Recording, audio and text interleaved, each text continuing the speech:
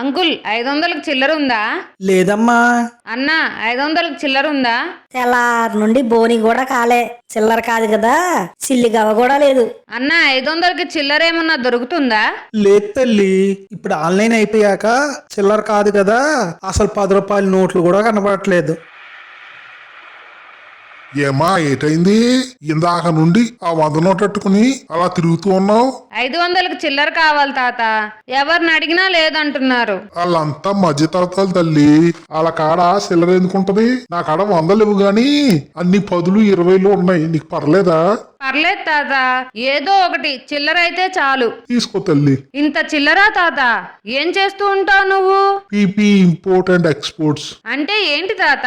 పాప పుణ్యాలు import and export తల్లి. అదేంటి?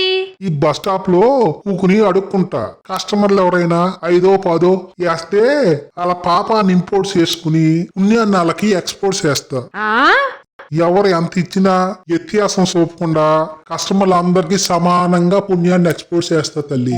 ఇలాంటి మరిన్ని వీడియోస్ కోసం లైక్ చేయండి, సబ్స్క్రైబ్ చేయండి.